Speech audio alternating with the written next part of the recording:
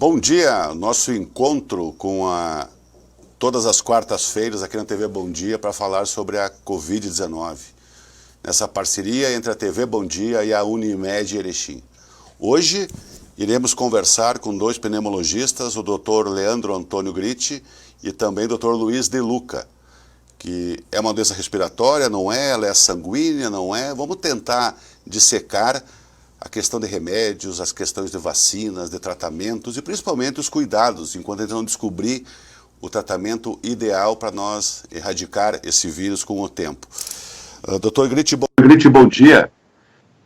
Muito bom dia, é um prazer enorme. Bom dia, Dr. De Luca. Bom dia. Dr. Gritti, a Covid é uma mutação viral, né, sabemos, relativamente nova e desafia a medicina e todos os pesquisadores do mundo, né? Hoje não tem um protocolo definido de tratamento padrão e também não há uma vacina para combatê-la, né? Na sua opinião, quem está mais suscetível ao vírus e aos sintomas graves? Bom, Rodrigo, então, assim, o Covid realmente é um vírus RNA. Os coronavírus são conhecidos há mais tempo, mas o Covid-19 é novo para a infecção em humanos, né? É uma doença infecciosa, então viral, e cuja consequência principal é o acometimento respiratório, né, desde sintomas leves até insuficiência respiratória. E, como todas as infecções, tá, os processos agudos, as pessoas mais suscetíveis à complicação são aquelas que já apresentem alguma doença crônica, especialmente doenças crônicas graves, né, as pneumopatias, cardiopatias, câncer, alguma forma de imunossupressão, os muito idosos e os muito jovens, né? Essas são as principais populações em risco, né? Doutor De Luca, hoje fala-se que um dos principais sintomas é a dificuldade respiratória, né? Acho que está todo mundo cansado de ouvir, mas sempre é importante relembrar. Nós estamos chegando o inverno, a temperatura mais baixa, a tendência é que os hospitais naturalmente recebam mais pacientes nesse período, idosos, crianças com problemas respiratórios, né? É possível a pessoa identificar se está respirando mal em função de uma asma, alguma coisa, e não ser o corona? Como é que a gente lida com os sintomas? Bem, a principal sintoma grave da infecção por Covid-19 realmente é a falta de ar, é esta síndrome respiratória grave que todos nós vemos todos os dias na imprensa, né? Mas a imensa maioria dos pacientes não apresenta sintoma nenhum, ou sintomas muito leves, uma tosse, uma leve dor de garganta. Nós estamos falando de aproximadamente 80% das pessoas. Então, é preciso ficar bem claro que esses pacientes que nós ouvimos falar todos os dias e cujos quadros clínicos nos assustam, esses, na verdade, são uma minoria. A maioria está assintomática ou com sintomas leves e sequer a existência da infecção é registrada, né? Apenas em inquéritos de sorológicos de populações, eles acabam sendo detectados. Então, nesta época do ano, em que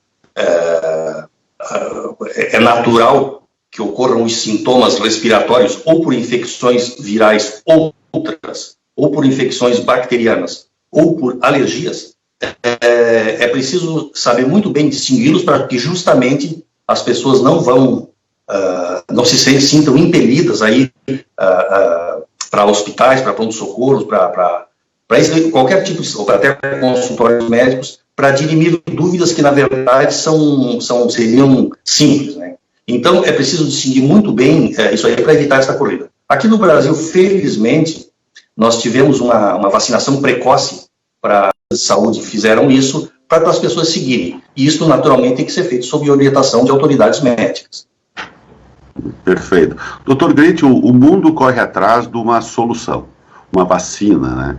A gente sabe que tem todo um período de teste até se chegar. Se fala em tantos medicamentos, mas nada comprovado ainda cientificamente que essa é a necessidade para ser aplicada para combater a Covid. Da sua experiência, o que o senhor acha? Quanto tempo isso pode levar e demorar?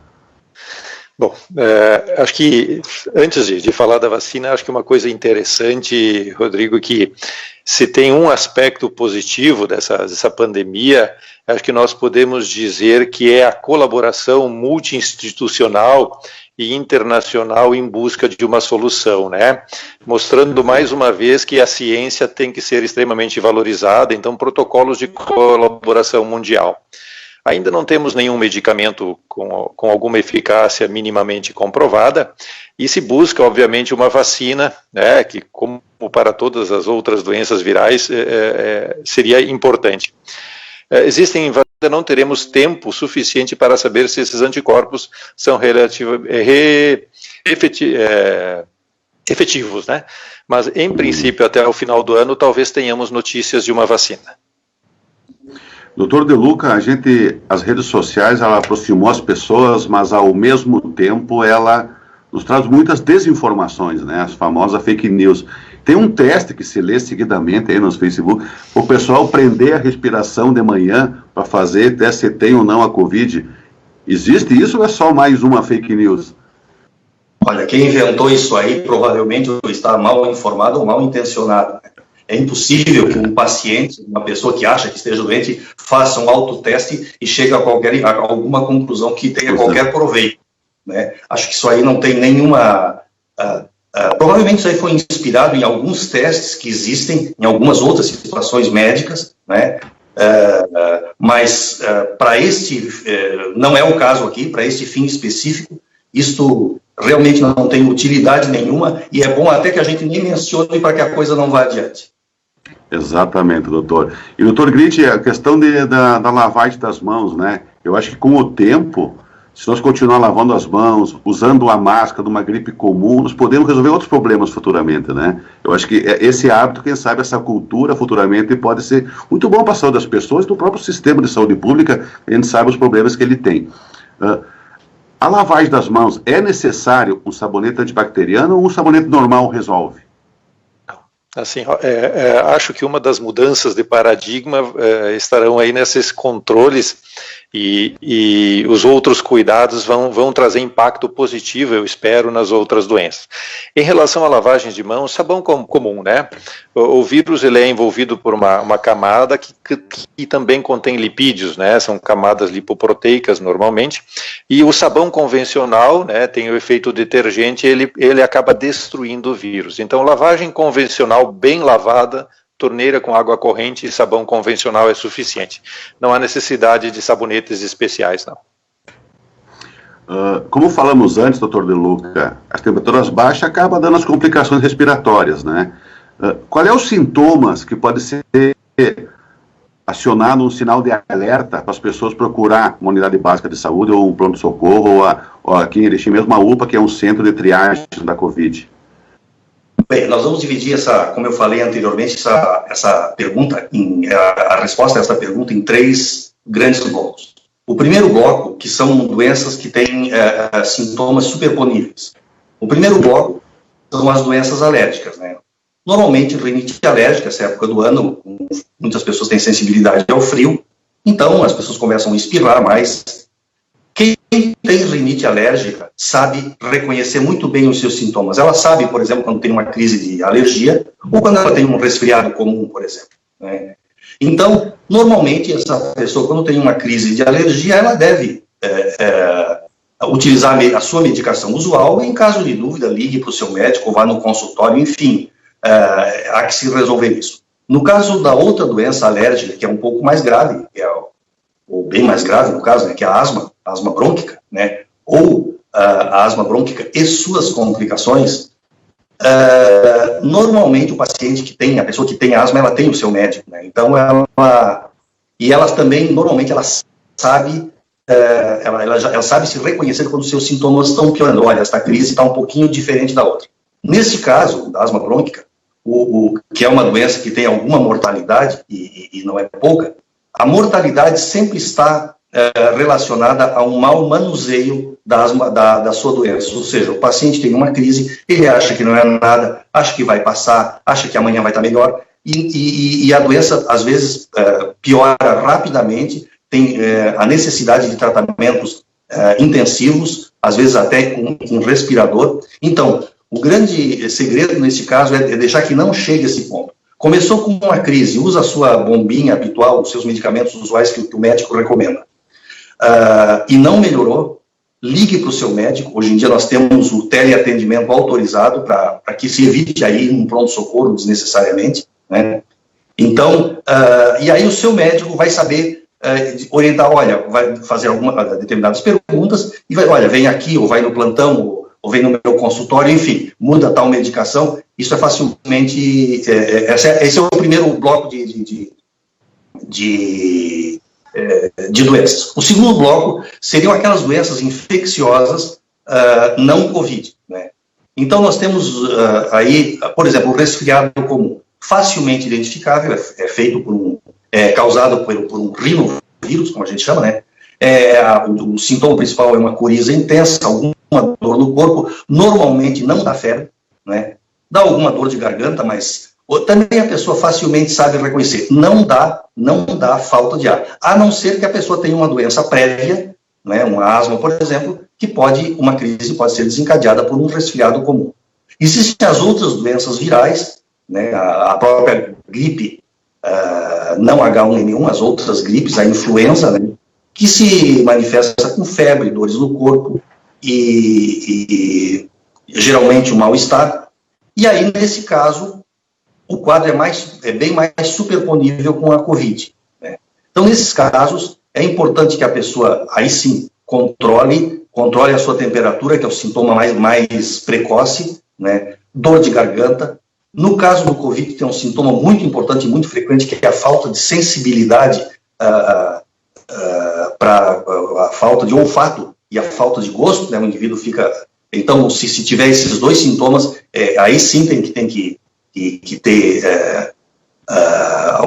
ficar atento, e aí sim entrar em contato com um serviço especializado que atenda esse tipo de paciente. Aqui no nosso município nós temos uma estrutura para isso, e aí sim ele vai receber uma orientação, olha, vem aqui, ou fica em casa e só vem em tal e tal situação. Mas se começar com falta de ar, aí sim, aí tem que procurar mesmo. Mas eu recomendo que as pessoas que já têm doenças prévias sempre liguem para o seu médico. No caso daqui da Unimed, nós temos um 0800 atendido por médico que dá uma orientação, né? Existem outros locais que têm serviços especializados que fazem isso também, e é sempre importante dividir esta responsabilidade, não se automedicar ou se autodiagnosticar. Tomar iniciativas no sentido de que alguém com experiência ou alguém com conhecimento, já que Covid, experiência mesmo, nós estamos adquirindo agora, mas alguém que tenha conhecimento dê uma orientação segura, para que a pessoa não se automedique, não faça exames desnecessários, principalmente não saia correndo por aí para plantões com risco de ou pegar, se não tiver, pegar um Covid, ou se tiver, passar para outras pessoas. Então, seguir sempre essa orientação, essa conduta orientada por um profissional. Dr. Gritti, com esse novo decreto do governador Eduardo Leite, do distanciamento controlado, muitas profissões gradativamente estão voltando, tomando seus cuidados. E nós temos locais onde são fechados e tem várias pessoas juntas, sem janelas, só com ar-condicionado. Que cuidado essas pessoas têm que tomar? Porque eu acho que ali é uma grande proliferação do vírus, né? Caso alguém tenha o vírus. Sim, Rodrigo, assim, o que acontece? Como nós não temos medidas de tratamento, não temos vacina, hoje a nossa única arma para reduzir a disseminação é o distanciamento social, né? É um vírus que ele se desloca com as pessoas, tá? Ele se desloca com as pessoas. Então, havendo circulação de pessoas, vai haver a circulação do vírus, né?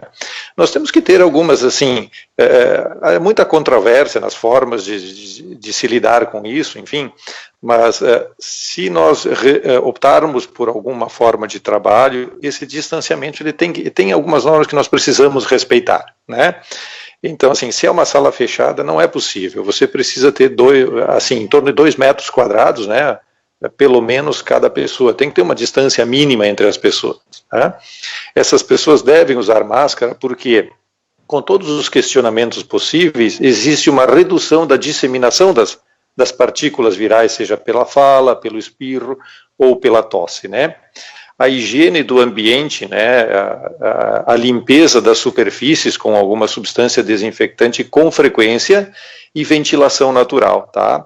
Existem vários, até é possível encontrar em vídeos de experiências mostrando, porque quando você tosse ou espirra, a maioria das partículas são grandes e caem na superfície logo à sua frente, né? Então meio metro, 1 metro. Algumas ficam em suspensão por alguns segundos. Tá? Então, isso existe uma chance de contágio.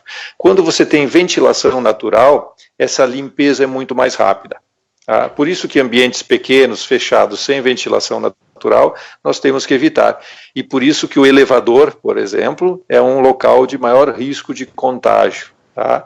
Porque um espirro, uma tosse dentro dele, além de contaminar paredes, fica muito próximo uns dos outros. Então, temos que ter distanciamento mínimo e uso de pressão, de medidas de proteção.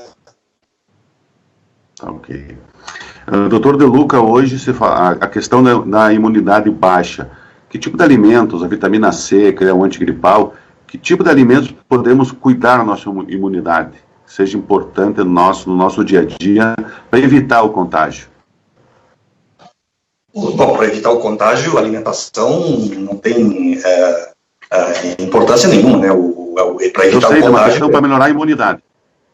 Não, sim, pois é. Então, assim, para evitar a contaminação, a arma que nós temos hoje é aquela que o Dr. Gritti acabou de falar, que é o distanciamento, o isolamento e essas medidas todas preventivas que vocês que foi comentado antes. Mas a questão da alimentação e tal é importante para a saúde em geral. Ela não vai dar uma proteção especial se ingerir esse ou aquele alimento contra o vírus. Não tem nada provado quanto a isso.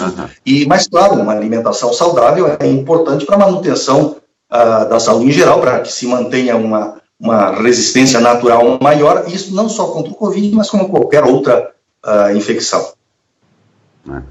Dr. Gritti, com relação ao tempo do aparecimento dos sintomas, todos os veículos de comunicação vêm batendo forte, o 7º dia, os exames.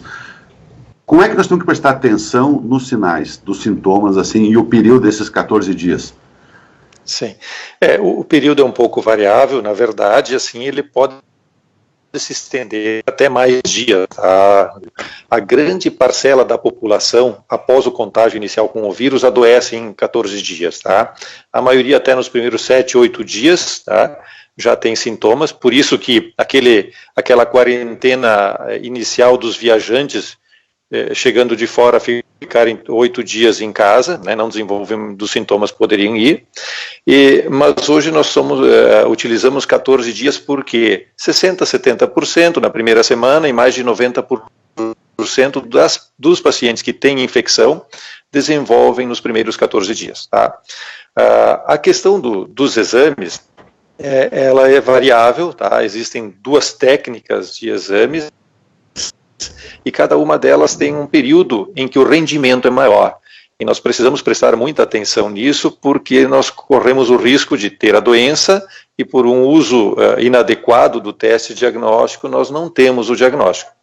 Além disso, todas elas têm o que nós chamamos de falso negativo, né? Ou seja, apesar da presença da doença, o exame não é capaz de detectá-lo. Doutor De Luca, a pessoa pode transmitir o vírus mesmo sem ter os sintomas? O doutor Leandro acabou de comentar aqueles casos dos falsos negativos, ou seja, a pessoa já está com o vírus e o exame não detecta, mas ela está transmitindo. O que é que isso ocorre? Como eu falei no começo, 80% no mínimo das pessoas que adquirem essa infecção, isso não se sabe com precisão ainda, mas relativamente esse é o número aproximado, não tem sintoma nenhum, ou tem sintomas muito leves e não sabem que tem a infecção. Então, o que é que vai acontecer? Ela está transmitindo, sim, e por isso mesmo que essas medidas de restrição de circulação e o uso da máscara são importantes, porque eu posso ter o caso de uma pessoa lá, de um adolescente que está com a infecção, não tem sintoma nenhum, e vai lá visitar a avó, e aí transmite para ela a infecção, porque ele está numa faixa de imunidade boa, mas ela não. Então, mesmo ele não sabendo, que está com a infecção, ele pode transmitir sim. E esse é um dos grandes problemas desta infecção, e é uma das origens da grande controvérsia que existe a respeito do isolamento total ou a liberação total, né? Porque os que argumentam pela liberação total dizem que se a pessoa está infectada, ela vai transmitir, mesmo sem saber, ela vai transmitir igual. E os outros usam o mesmo argumento para dizer que não, que aí mesmo tem que isolar. Então nós vemos que o tema realmente é controverso e sujeito a interpretação conforme o ângulo pelo qual se vê. Uhum. Dr. Gritti, quais exames nós temos disponíveis hoje? Sim. Hoje nós temos basicamente a detecção do vírus, né, que se chama PCR, que é uma reação molecular em que você detecta o material genético do vírus, que é feito uma coleta das vias respiratórias. Tá? Essa coleta, via de regra, é feita com um swab, que é como se fosse um cotonete, né, que você esfrega nos cornetos nasais e na orofaringe, lá perto das amígdalas, assim, né? Então você coleta esse material e nesse material você usa uma sonda genética pesquisando o material genético do vírus. O outro teste que nós temos diagnóstico utiliza, então, a produção de anticorpos pelo organismo, tá? Então, que é o chamado teste rápido, né, que é o que detecta anticorpos para o organismo. Existem outras técnicas também, mas que detectam anticorpos, como a técnica de ELISA, que também é uma técnica não rápida, né, para a detecção de anticorpos. Esses são os dois testes, a princípio, disponíveis. Não se faz cultura desse vírus para diagnóstico, até por motivos de segurança. Então, é a detecção da partícula viral, por reação de PCR e a detecção de anticorpos. Cada um desses testes tem o que a gente chama de sensibilidade e especificidade, que é a capacidade de fazer o diagnóstico, né? De detectar alguém realmente doente, sendo positivo, e dar negativo em alguém que não é doente. Esses testes têm diferenças. Tá? A detecção do vírus deve ser feita logo no início da doença, em que a quantidade de vírus nas vias respiratórias é máxima, a chance de ele dar positivo é maior.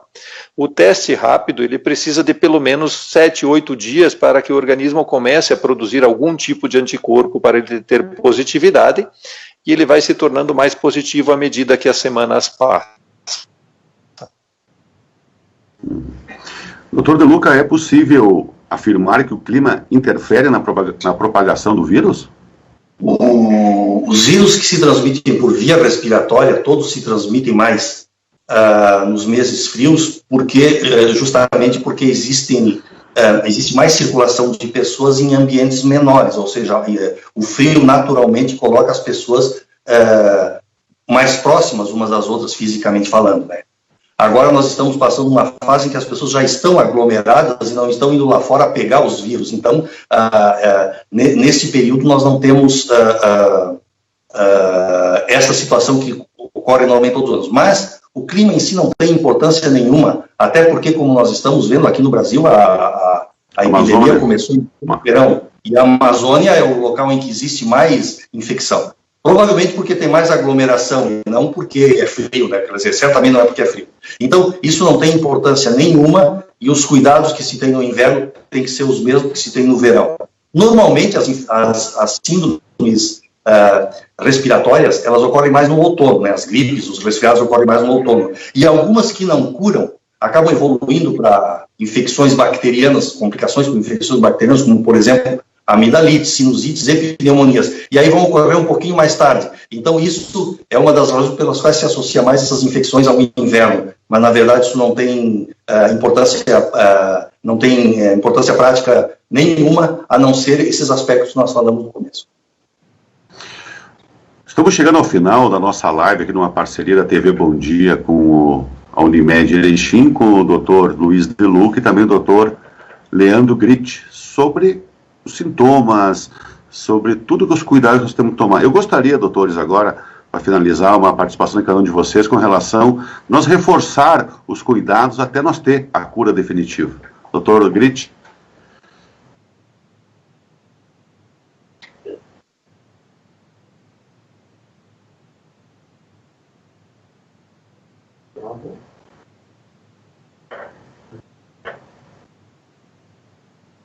O senhor me escutou, doutor Grite? Travou aqui a nossa imagem, para mim é técnico. Isso. Só para nós reforçar.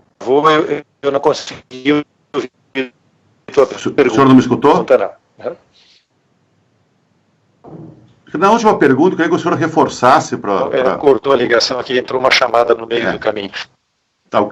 Não, que eu fiz a última pergunta aqui com relação, estamos encerrando nossa live, para nós reforçar, até nós ter a cura definitiva, os cuidados que nós temos que ter agora. Vamos reforçar para os nossos telespectadores. Ótimo. Bom, primeiro essa iniciativa, né, Rodrigo, acho que é muito importante, informação é essencial. Nós devemos, então, assim, é um vírus, a transmissão é via respiratória, ele anda com a movimentação das pessoas. Então, o que nós podemos fazer? O distanciamento social máximo possível, tá? O uso de máscaras por todas as pessoas, em todos os ambientes, isso acaba reduzindo a circulação viral. Isso não pode estar afastado das medidas de higiene gerais, lavar a mão com frequência, evitar tocar em superfícies fora do nosso ambiente quando saímos, quando vamos a algum local, e em hipótese nenhuma levar a mão ao rosto, né, sem antes lavarmos as mãos, né. Quando chegamos em casa, lavamos as mãos, lavamos o rosto, né. Nesse momento evitar aglomerações, evitar o compartilhamento, o chimarrão fica restrito, né? Então essas são as principais medidas, além da vacinação contra a gripe, que ajuda a nos prevenir de uma outra complicação. Acho que essas são as medidas fundamentais. Obrigado, doutor Grite. Doutor De Luca, está me escutando? Sim. Eu reforçaria tudo que o doutor Grite acabou de falar e só acrescentaria o seguinte, não a questão individual, mas o que me foi perguntado no começo, a questão das fake news, né? Procurar se informar por órgãos realmente sérios, né? Os próprios órgãos, os órgãos profissionais, os conselhos regionais, os sindicatos médicos, de outras profissões ligadas à área da saúde também, os órgãos de imprensa sérios, que têm compromisso com o seu leitor, dão informações muito boas, muito coerentes, baseadas em evidências científicas ou em opiniões abalizadas. Então, evitar de se informar onde não se deve, né, essas fontes de informação não confiáveis, e principalmente não propagar isso. Isso, uma situação que já é de pânico para todo mundo, né, de muita preocupação, fica pior ainda. Então, recomendaria isso, além do que o Dr. Grite mencionou, cuidar onde busca a informação. Obrigado pela participação aqui na TV Bom Dia nesta quarta-feira. E assim chegamos ao final desta live.